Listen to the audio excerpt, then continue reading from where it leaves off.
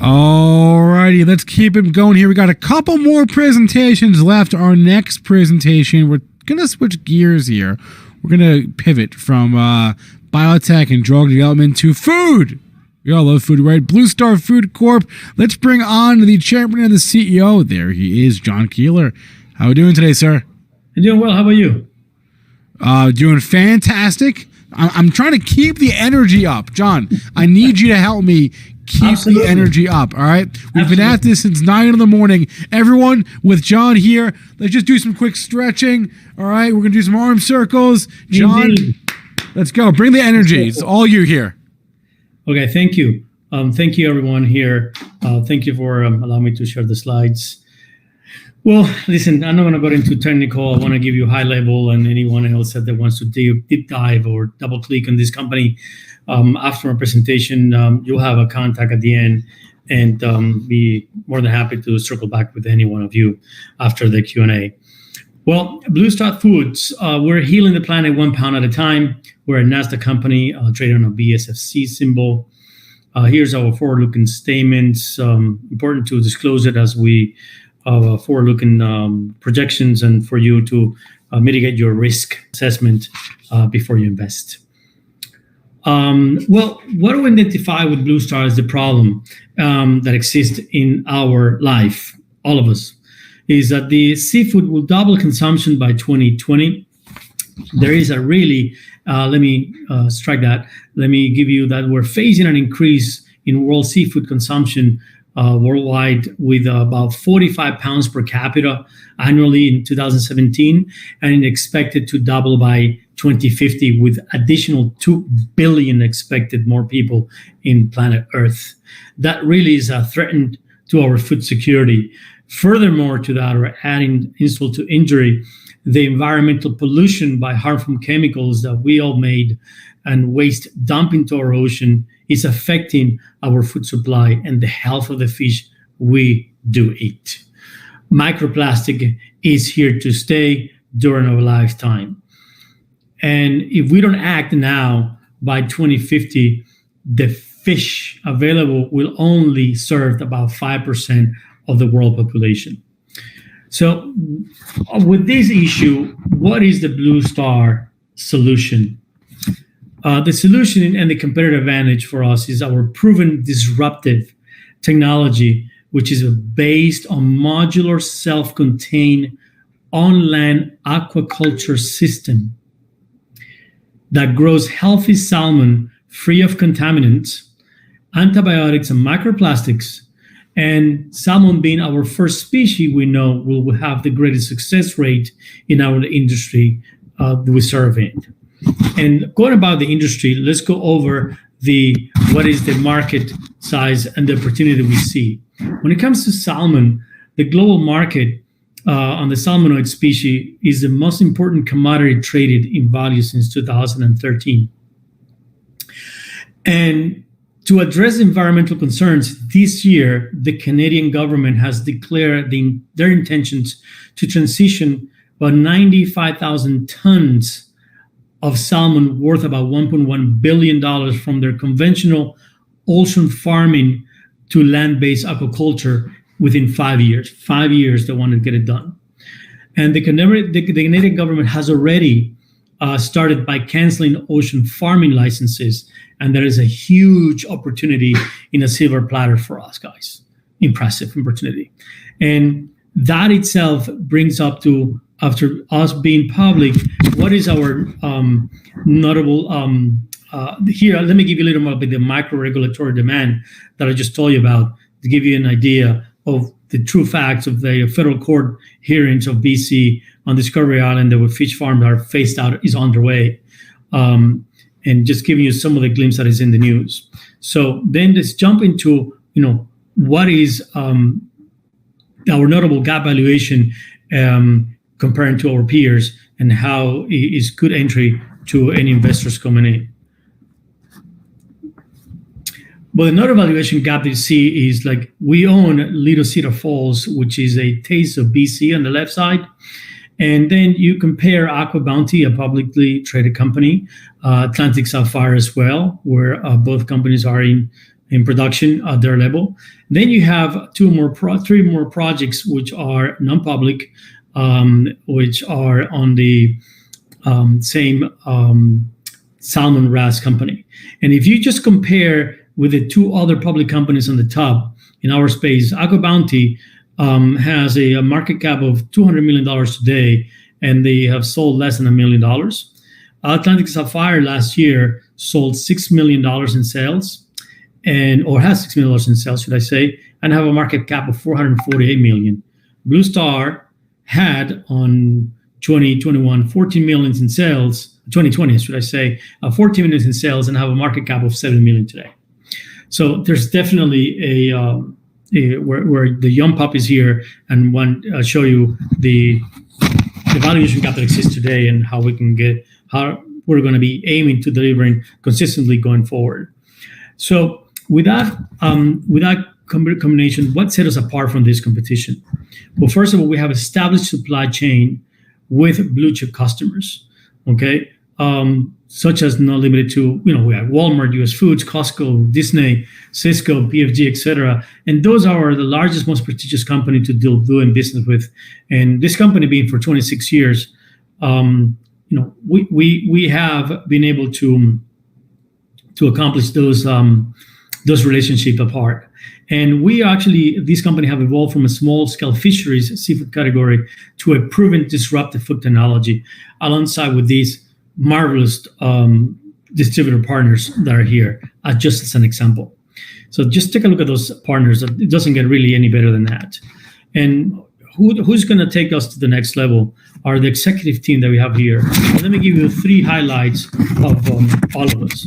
Strong public company governance, over 100 years of seafood experience, and over $1.4 billion in revenue collectively among this executive team. And give you a snapshot of the sales, a run rate of 20 million in 2021, and you can see the growth rates path onto $227 million in 2028 with approximately $79 million of net income. That's really the growth path that we have, and that's where opportunity lies. So pretty much right now getting on the deep of our market valuation and our starting point since we just become public in NASDAQ, where the OTC, we're now public in NASDAQ. So really, how are we going to be able to get this 227 million is by growing our farms, footprint, increase our everyday revenue stream of seafood distribution that we have, able to capture the opportunity that the Canadian government has given us by transition conventional salmon volume farming into land-based, where we are the only one that have that technology currently in the British Columbia that is able to harvest week in and week out. And then at the end, give you guys more of a high level, why us? What are the investment highlights for you guys to look into it? We're a seafood company, 26 years in the business. We got blue chip customer base. There's a huge valuation gap between our competitors or comparables. And there's a huge undiscovered opportunity on the rapidly growing food supply chain. Guys, we got more orders than we can actually supply. Highly scalable and modular through our RAS system. And we just uplisted to NASDAQ a month ago. And that's really a good prime for any entry level for anybody who wants to do. So pretty much this is in your 8-minute cap. I know everybody's pretty much tired and get it going. Want to get out of the way, but I want to also give us some time for Q&A as well. I just want to have one question to all of you is like, next time you're going to have fish, ask yourself if you want to have it with or without microplastics. Well, here, thank you again. This is the contact if you would like to reach us after the post conference. Hayden IR. Please email Brett at Hayden IR there in the top of the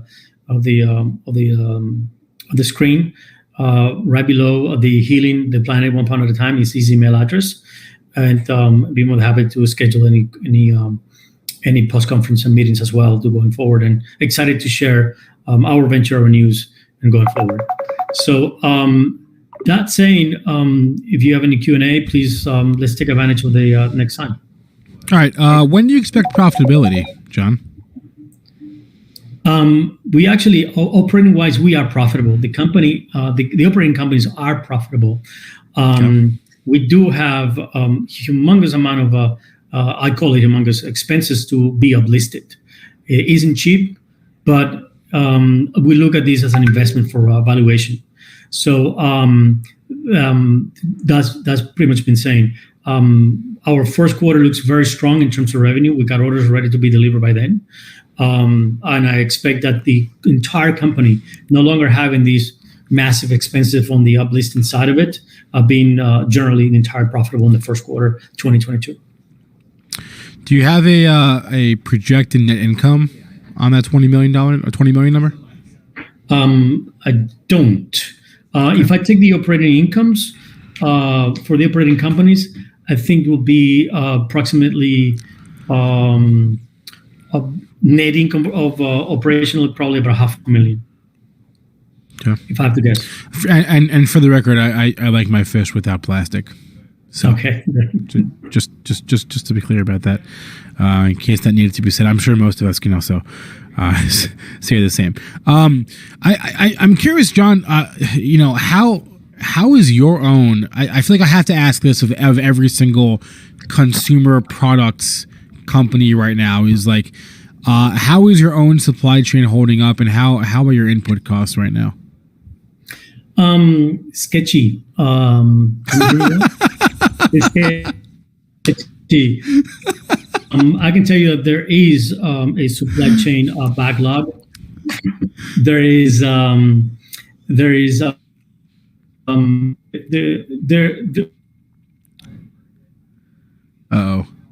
Did we lose John? No, he was getting to a good answer. Oh no, let's try something here. John is frozen. Man, what a great answer, though. All right, hold on. We're going to try to get John back here. How is your supply chain? Sketchy. That was great. No, John, come back to us, please. All right. We're going to try to get John Keeler back. If any of our producers back there can help us out, we'd appreciate that. But, man, he didn't even get to the actual meat of the answer.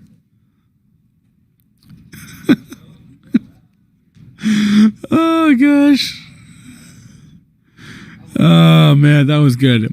If you have any more questions, drop them in chat. And hopefully we can get John back, because that was great. I do actually have the genuine questions here.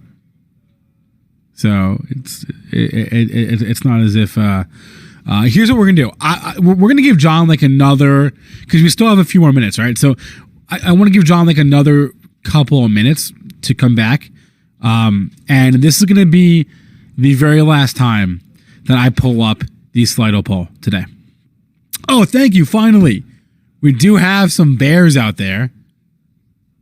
Not that I'm necessarily one of them, but I was surprised to see this poll 20 minutes ago at 100% bullish. So good to see. We do have some skeptics out there for 2022.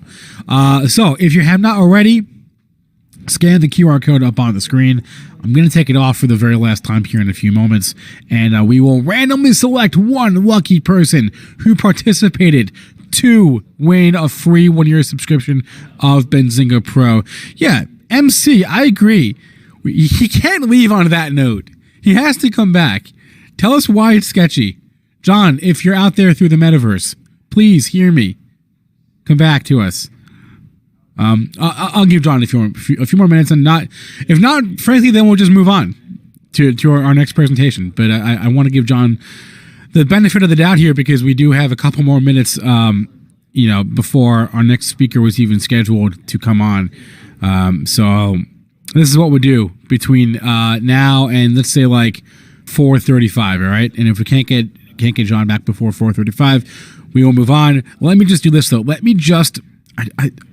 I'm kind of blown away, everyone, at the market the last 2 days. Let me just pull up my Benzinga Pro.